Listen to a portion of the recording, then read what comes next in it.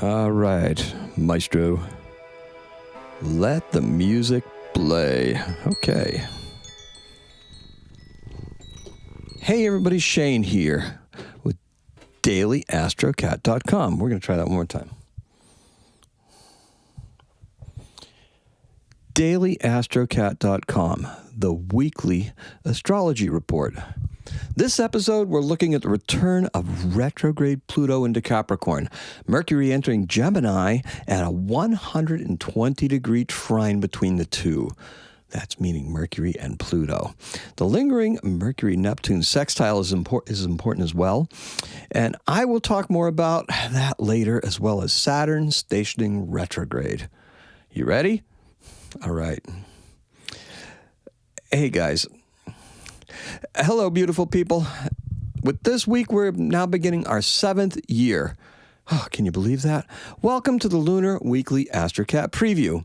It's time to concentrate and focus. Intentions set, our intentions well met. I'm Shane Jensen, and I'm an astrologer, but I'm not your typical natal chart reader. No.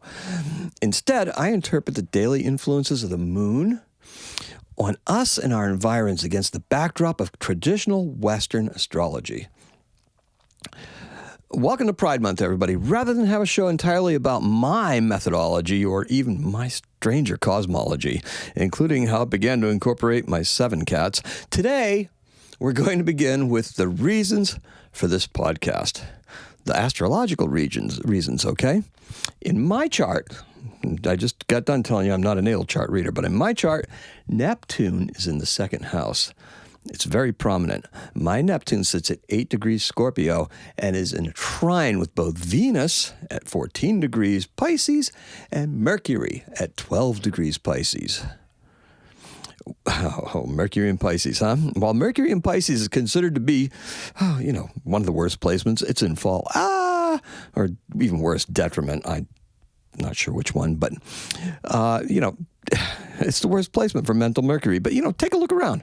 Taylor Swift, Lady Gaga, Albert Einstein, and Abraham Lincoln are all Mercury in Pisces natives. In Pisces, the mind works in an entirely different way. These are folks who are able to create and think outside the box. This group includes Aquarians, Pisceans, and Arians. Oh, 3 signs. The innovators, the dreamers, and the initiators. Forgetful at times and brilliant at others. That's what makes this astrology so fun, okay? For me, if you were to take a look at, look in a book, what does it say about Mercury in Pisces? You'd see that they're artistic yet impressionable, vague and slightly disorganized, yet in a kind of brilliant way, okay? Some give the impression of, an absent-minded professor, perhaps? Now, ask yourself, what do you think about those associations? Listen, those folks I listed before, they don't seem like any of this stuff has kept them back, right?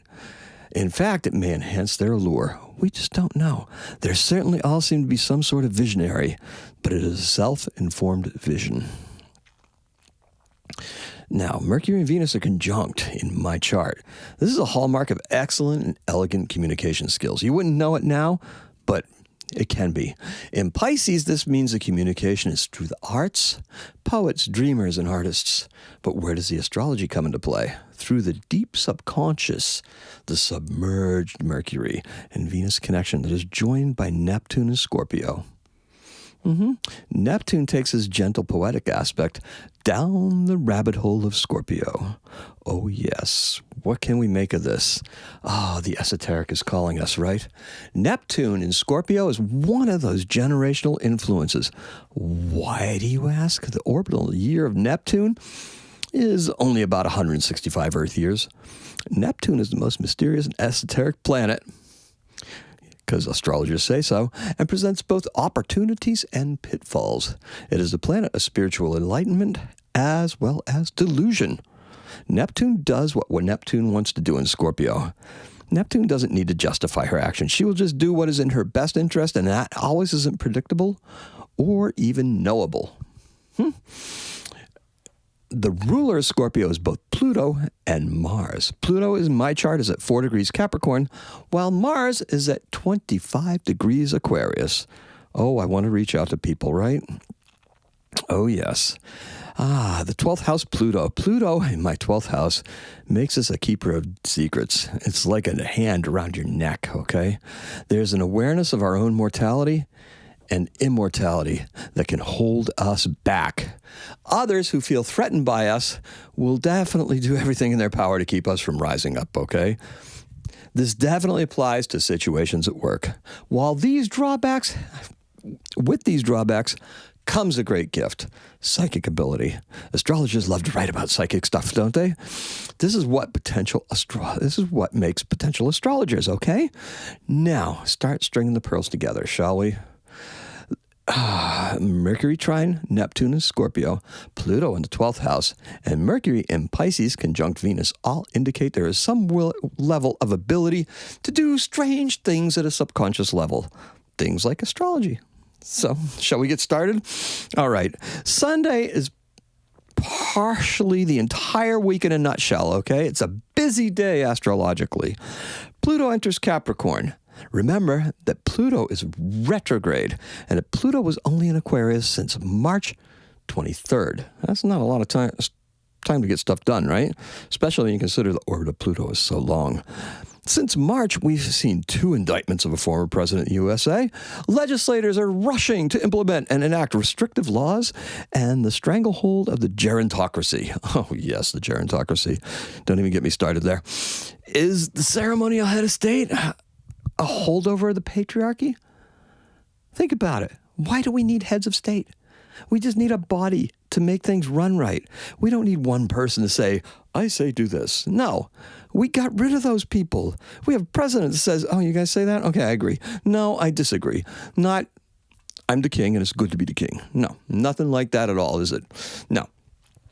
Would it be worth it to go back and see what occurred with regard to the exact days of the Pluto retrograde? No, because the energy doesn't shift that quickly. It really doesn't. It's more like the same old thing.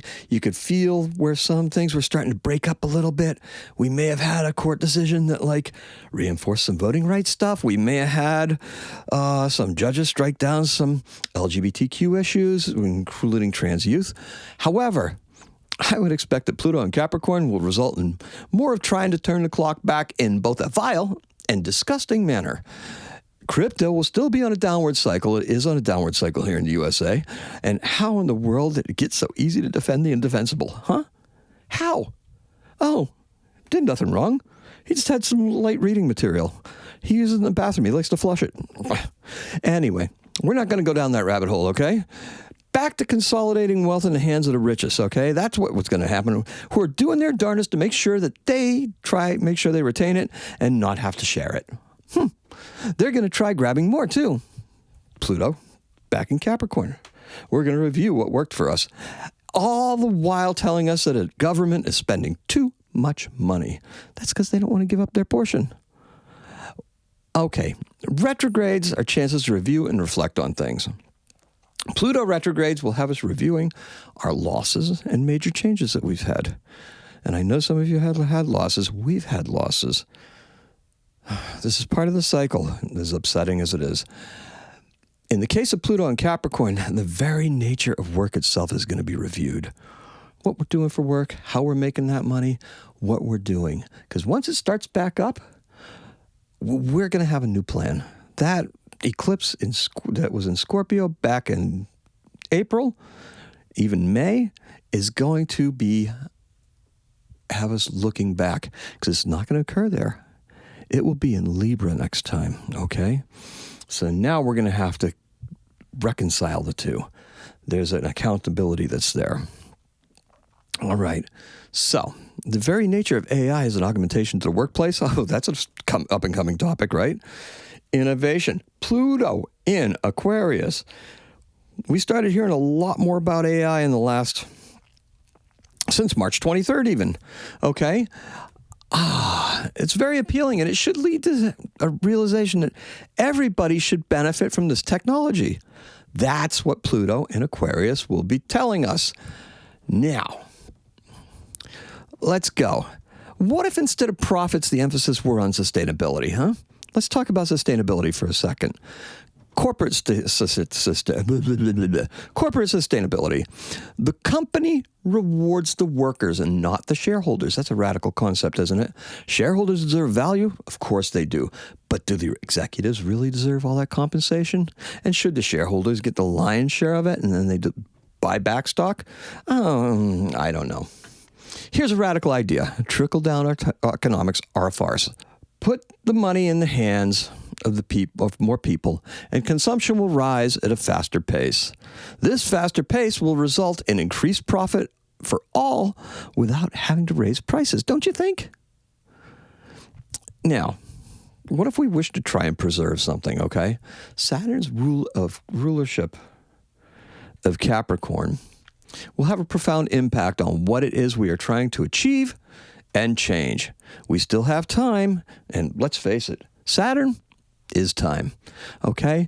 The eclipse cycle is long, and we are striving to make that new mark that just occurred in Aries and bring it to a most powerful conclusion when the sun enters Scorpio. Now, I said the next eclipse is going to be in Libra, but we still have till Scorpio to get us back to where we have to be. Are you looking to preserve your position? Try that one more time. Are you looking to preserve your position of servitude, or are you ready to use all of the levers available to everybody to advance your own self-interests? That's what Pluto is asking you. Are you ready to advance your own self-interests? I say blow up the static notions and move with the flow. Where's the flow taking us, guys? That's what Astrocat's all about, right? The next place the flow is going to take us is with mental Mercury. Mercury rules two mutable signs that are known for their intelligence. Mercury affects the way we communicate, the way we think, reason, news and information, and travel. Mercury moves in the realm of his domicile for a spell and is never very far from the sun. So Mercury is going to enter Gemini. There has been no shortage of news lately, so that makes sense. And that is only going to get more intense. Informational endeavors will begin taking off. Get creative with how you intend to get the word out there, okay? We all have things that we're doing. We need to get the word out there. That's what we're going to be working towards. NFTs and videos will take a back seat this month. Kind of, not really, but words are what will command attention. Now that I can be pretty much assured of. Mercury's gonna only be in Gemini for a short period of time, so you can focus on the images and instrumentals after Mercury enters Cancer, perhaps. Words will be your friend until then. These words can be spoken, sung, written, or presented, perhaps even through a podcast. Who knows? There are only a few short weeks to get this done, so I suggest we begin now. And that brings us to the next aspect, the Mercury-Pluto trine. As the planet that rules communication, oh yes, Mercury is going to be susceptible to some of the machinations of Pluto at this point. And all I can think of is, when I'm thinking about communication and Pluto, is propaganda. Okay, so propaganda indeed. There is this continued campaign by others to undermine public opinion. How did all these ill-intentioned folks become so normalized and accepted? That's what we really have to ask. Mercury in Taurus is interested in the money. Mercury in Gemini is more about the message. Great effort will be put into these things. Beware of the deep fakes. What's an artist to do about this, we say? The same mechanism that will make false items and propaganda thrive will need to be taken up by us for our own benefit. I'm not saying produce your own propaganda, but seek an endorsement or maybe a placement. How's that? Kind of same thing, right? Other people's audiences. Produce advertising that will put your word out there. Creatives have to understand that marketing is just another vehicle and just another outlet for you to exercise your creativity. It is there for you to master. And if you don't feel like mastering it, hire somebody. That would work as well. How can we master something if we don't have any time? Just gave you the answer. Is believing that I can do it going to be enough to change? No. You can hire somebody. All right, so We're going to get an extra boost to our words from the deep seat of creativity, Neptune. Neptune allows us to tap into who we are and who we're talking to. Okay. Neptune will also assist us in formulating the most effective message. This is a really good aspect for the writers out there. This is also going to be something that you're going to have to take into very careful consideration. Don't allow for distractions to take away from your messaging time this week, okay? This week, get it done. We got to break the patterns. Current patterns that may have been making you less than ideally productive need to be reworked. Drinking, drugs, binge watching, stuff, and gaming are all to be minimized. We're in a waning moon cycle. Make a schedule for any and all communications. Trust me, this will work at both work and home. As that Mercury and Pisces person, I am loath to spend any time making lists or schedules. I even loathe organizing my desk, to tell you the truth. However, the time that I want to spend on work tasks or tasks involving my many interests is quickly evaporating. The time is just going away. The lack of structure may very well be a reason. By organizing and compartmentalizing these tasks, we will actually gain time. Exercise. Oh, you know how you don't have time for that?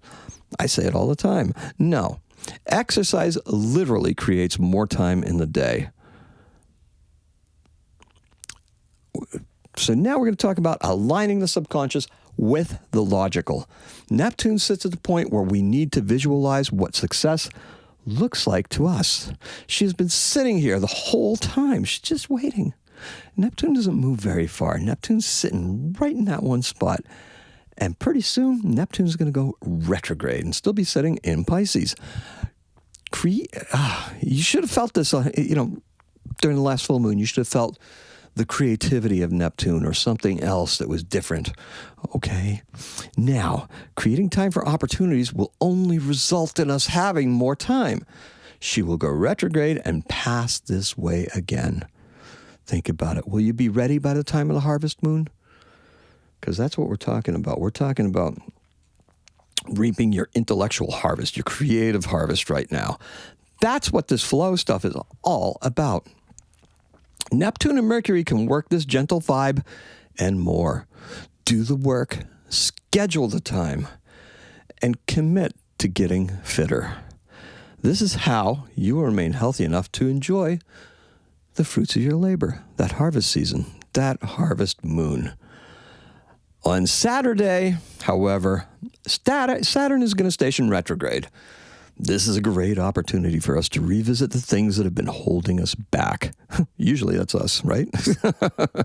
What can we do to address and correct our attitudes that have been preventing us from growing? Conversely, if the enemy isn't us, what can we do to counter limitations that may have been imposed upon us?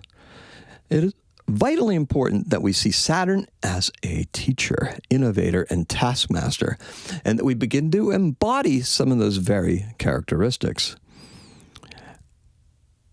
Using the Saturn's retrograde to transform, okay? This is all about transformation. This is going to transform us into a little bit more of that Saturn-friendly, okay, I've got this. I can show you how to do this. This is our chance to build something lasting. Saturn's return to Aquarius will inform innovation with new vigor and energy. This will challenge low-energy, reactionary, religious-based challenges to our society. There's a mouthful. Say that 5 times fast. It is time to once again uplift the humanistic elements and focus on the health and well-being of everybody. We have to work at the things we wish to achieve. Patience and persistence is what we need to focus on. That's what we're reviewing when Saturn goes retrograde. This is where we're headed. It's time to rework our routines for the summer season. Now, for the best days. Our best days of the week, the best day for love is going to be Saturday. Write a love poem and leave it somewhere special. Do it in your best handwriting. Like I have that. But at least if you do that, it will endure. Your significant other will put it someplace special. The best day for business is going to be Thursday. I'm so not used to the Taurus moon. Oh, the Taurus moon's on Thursday? Didn't we have a whole spate of it where the Taurus moon was on Monday? We had Monday Taurus moons, and that was like perfect for starting the work week, right? Now we have a Taurus moon on a Thursday. We're already done for the week, okay? Guess what? Don't wait for Friday to finish up your stuff. Do it today, okay? Leave that Friday for some light work, maybe. All right, so best day for health is going to be Monday. Begin again. 8 minutes is all you need to commit to, okay? It's all you got to do. Take a walk for 8 minutes. Get the blood pumping for 8 minutes. You can add to it later. Eventually, you're going to find the 20 minutes that you need to do to maintain healthy rhythms, okay? And the best day for transformation is going to be Sunday. That's going to be tomorrow. Changes need to be reviewed and reconsidered. Words matter, and so does our pathway to success. Remember, it's a journey. Make sure you see the entire picture, okay? I just did that gesture twice. I don't know. I need a new gesture, I guess. Okay. We're always looking for ways to improve our offerings here at Daily Astrocat. Use the waning moon energy to begin a review of what it is that you need to be saying and doing. Plan and organize things so as to find more time for what really matters. Each other. Yes. Maximizing time spent together will lead to having to spend less time to accomplish the same goals. All right. Thank you all for joining us. We get to do this all together. Please like, follow, and hit the bell for notification if you're on YouTube. If you're listening to this on a podcast, share it with your friends. Comment on it. Like it. We need some podcast movement. Show us some love, okay? Talk to us. Leave us messages. We'll get back to you, I promise. Did you work your magic? Feed us feedback, okay? Daily-astrocat.com by Stella on Facebook. You think I don't hear that every week, huh? All right. We were able to get out last week, and our perspectives were changed in ways that I can't even begin to describe. Networking is real, and this week will be more proof of that concept. More people saw our shorts last week than ever before. Hopefully this week we'll be able to build on that and accomplish the same thing. I just hope that I was able to write something just as compelling as I did last week, okay? I shouldn't fret about that, though. It's a journey. It's an adventure. I just need to plan, organize, and make time for it. You should, too. That's all we have for you. Have a happy Astro Week. Happy Astrocatting. Didn't work.